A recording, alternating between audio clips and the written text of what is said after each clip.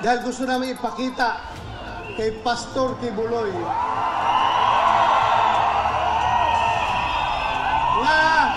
na ang pagiging kaibigan ay hindi lamang kaibigan sa magandang panahon.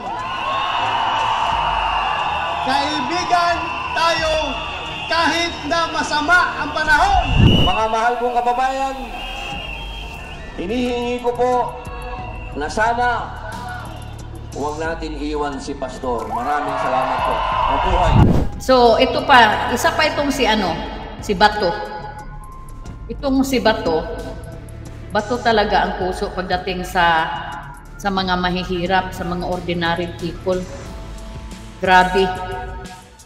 Ito, paano ko sa inyo, guys. Sandali, guys.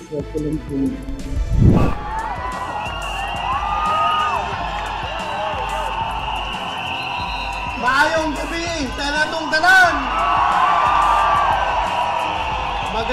Magandang gabi sa ating lahat.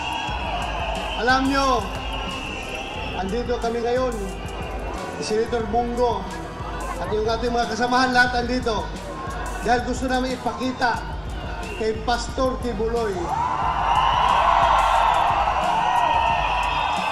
na ang pagiging kaibigan ay hindi lamang kaibigan sa magandang panahon. Kaibigan tayo kahit na masama ang panahon. Andito kami para ipakita yung suporta namin kay Pastor Apollo Kibuloy. Maraming salamat. Hindi lamang kaibigan sa magandang panahon. Kaibigan tayo. Oh, tingnan nyo, guys. My God, yung pagkakaibigan nila, talagang isacrifice nila yung justice for so many Filipinos, for millions of Filipinos, para lang sa isang kaibigan na kriminal. Ganyan ang kanilang credibility, ganyan ang kanilang pagtayo sa justice natin, sa katotohanan. Iba ang version nila sa katotohanan. Kasi ang version nila sa katotohanan ay pagtakpan ang kriminal. Hindi yung pag-investigate kung ano talaga ang nangyayari. Dapat sana ganun tayo, di ba? We have to investigate what really happens. Instead of, make an assumption na yung kaibigan mo, regardless, ginawa niya o hindi, puproteksyonan mo because of your friendship. Tama ba yan? Grabe, itong si Bato. Magandang gabi sa inyo lahat. Assalamualaikum sa mga Bisaya. Sino mga taga Mindanao dito? Sino mga taga Visayas? Sino mga Ilonggo? Umente, parinti ko mga Ilonggo. Bongo, Ilonggo. Unang-una, nandito po kami ni Senator Bato de la Rosa dahil kami po ay naniniwala. Sabi nga niya kanina, dahil po sa pagiging kaibigan niya kay Mayor Rodrigo Duterte, ay ganun na po ang ginagawa sa kanya. Narito kami ni Bato na sumusuporta sa ating mahal na Pangulong Rodrigo Duterte. Mahal niyo si Pangulong Duterte? Pag mahal niyo si Pangulong Duterte, mahal natin ang ating kapwa Pilipino. At gaya ng sinasabi ko noon sa inyo, ang serbisyo po sa tao, serbisyo po yan sa ating Panginoon. Mahal namin kayo ni Pangulong Duterte at sama-sama po tayo rito. Patuloy kaming magmamahal sa aming kapwa Pilipino. Maraming salamat sa inyong pagmamahal. Salamat po. Grabe, nakakasuka. Pero ito guys, meron akong ipakita sa inyong itong picture dito ni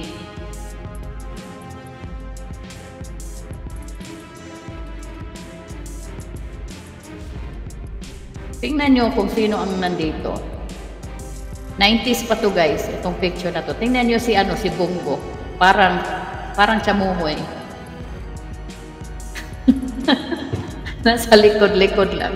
Kaya ang laki talaga ng utang nila na loob kay Kibuloy. Grabe. It's very disappointing, no? Ganyan ang kanilang loyalty sa kaibigan, hindi sa batas. Oh. Samantalang sila ay hinalal ng mga tao for justice. Pero iba yung kanilang iba ang kanilang interpretation of justice eh. You know, what can we do? Alam niyo po, itong samahan na ito, walang iwanan nito.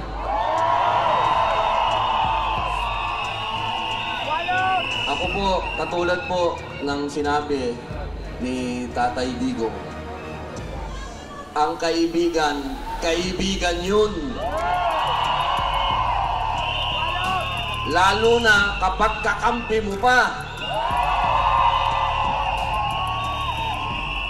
Hindi ko po makakalimutan ang ibinigay sa aking suporta, unang-una, ni Pastor Kibuloy.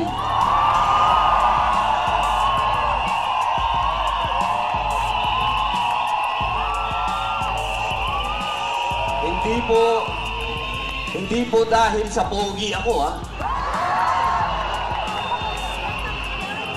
Kami pong dalawa ni Pastor ay naniniwala na dapat tapusin na ang armed struggle dito sa Pilipinas.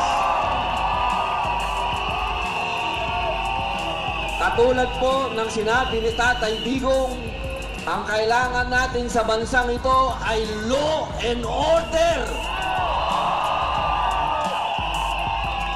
At iyan po ang ipinaglaban ni Pastor Kibuloy.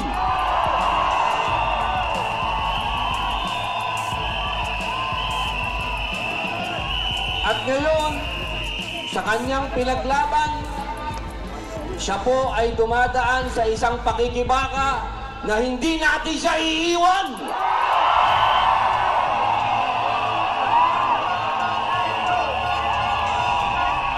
Hindi natin pwedeng iwan ang taong nagsakripisyo sa bayan.